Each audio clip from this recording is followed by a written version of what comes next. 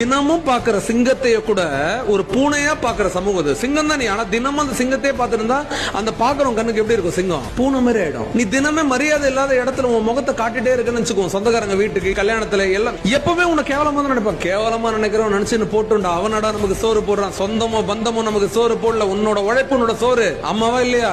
எது வரைக்கும் நீ அடுத்தவங்க கிட்ட உன் பாக்கெட் மணிக்கும் உன் பஸ்ஸுக்கும் நீ சினிமா தியேட்டர் போறதுக்கும் நீ சாப்பிடுறதுக்கும் எது வரைக்கும் நீ காசு கேட்கல, நீ சிங்கம் தான்டா. எவன் தன்னோட உழைப்புல தான் வயிறை நிரப்பிட்டு தான் உழைப்புல தான் உயரணும்னு நினைக்கிறான், அவன் கெத்து தான். அம்மா அப்பா சிபாரிசு, மாமா சிபாரிசு, சினிமாக்காரங்க சிபாரிசு மாற முடியாது. டாடியோட சிபாரிசுல டாடி மட்டும் தான் அங்க ஞாபகம் வரும். ஏன் எந்த நடிகர், நிறைய நடிகர் நான் சொல்றேன், யாரையும் நான் காயப்படுத்துறது பேசலாம், நான் என்னமோ சொல்றேன், நீ பெரிய மரத்தோட நிழல்ல இருக்கிற வரைக்கும் உன்னோட வேர் ஊனாது இந்த மண்ணுல, உன்னால பெரிய ஆள் ஆக முடியாது. உன்னை யாரு ஃப்ரீடம் தரா, உனக்கு யாரு உன்னை திங்க் பண்ண சான்ஸ் தரா, உன்னை யாரு உன்னை யோசிக்க வைக்கிறா, அந்த தலைமை தான் உன்னோட தலைமை. அங்கதான் நீ வளர முடியும். ஒன் மேன் ஷோ இல்லைங்க இது.